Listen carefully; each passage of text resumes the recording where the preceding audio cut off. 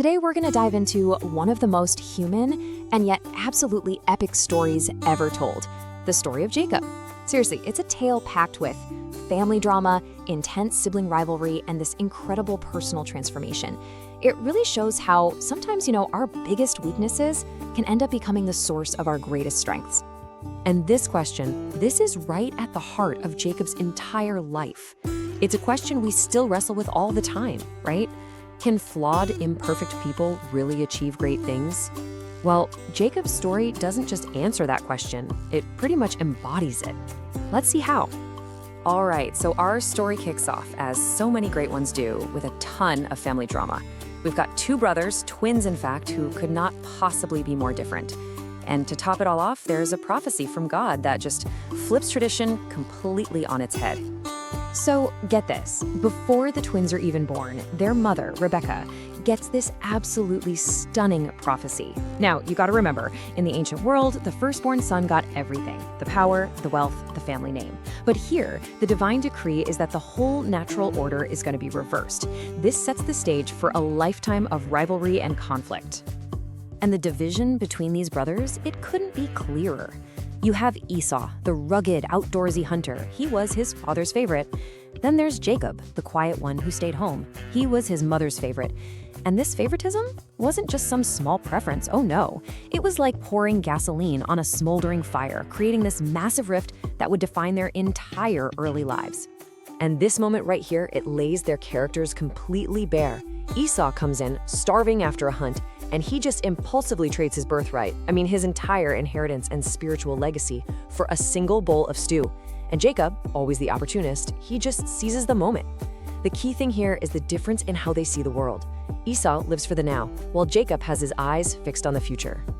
But Jacob's ambition didn't stop with the birthright, not even close. With his mother's help, he comes up with this elaborate plan to steal the patriarchal blessing, this powerful, irreversible prophecy. He uses goat skins to feel like Esau's hairy arms and wears Esau's clothes to smell like him. And then he just lies over and over to his blind father. It's a raw, calculated, and frankly, a pretty cold act of deception that's gonna have some serious consequences. So when Esau finds out he's been cheated, not once, but twice, his grief just boils over into murderous rage. He literally vows to kill Jacob.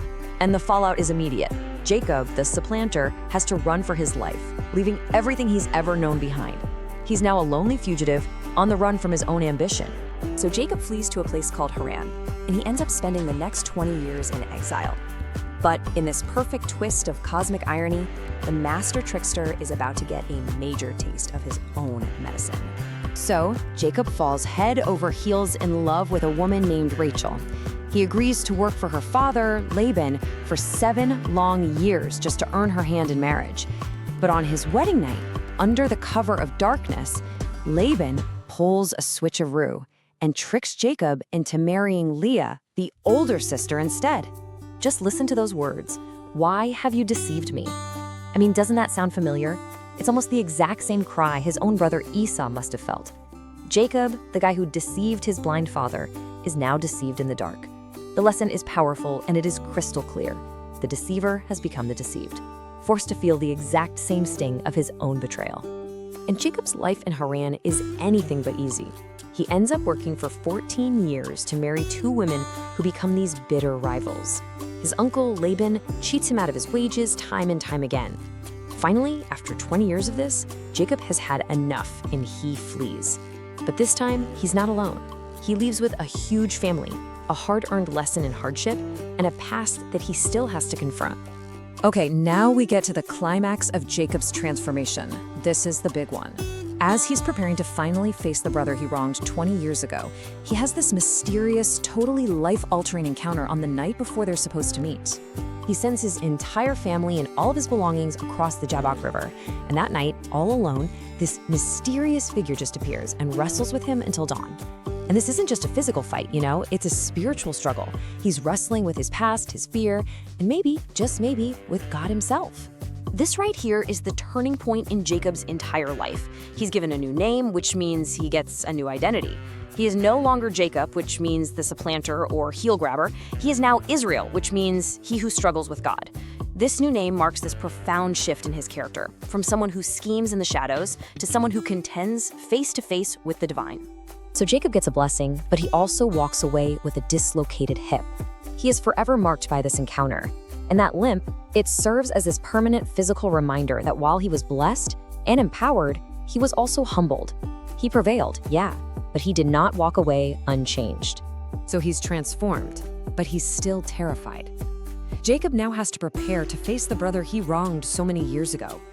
And the huge question looming over everything is this: has Esau forgiven him, or is he still looking for revenge? Expecting the absolute worst, Jacob prepares for a violent showdown. He sends wave after wave of gifts, we're talking hundreds of animals, to try and appease Esau. He splits his family and everything he owns into 2 camps, hoping that if one is attacked, maybe the other can escape. And finally, as he gets closer to his brother, he bows to the ground 7 times. It's a gesture of total, absolute humility. But the revenge that Jacob feared so much, it never comes. Instead, we get one of the most beautiful moments of reconciliation in the entire story. Esau runs, he embraces him, and they both just weep. A 20-year-old wound fueled by deception and hatred is healed in an instant by forgiveness. Just incredible. And this act of forgiveness, it paves the way for Jacob, who we now know as Israel, to finally return to his homeland and fulfill the destiny that was promised to him before he was even born.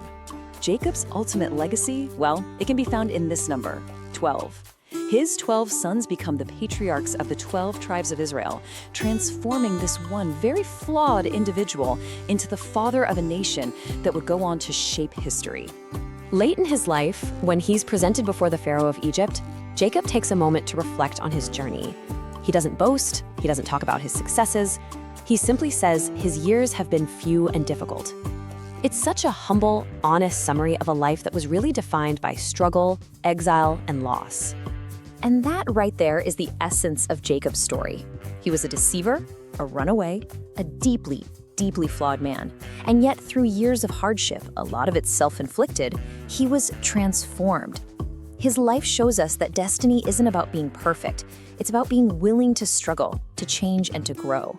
So, I'll leave you with this to think about.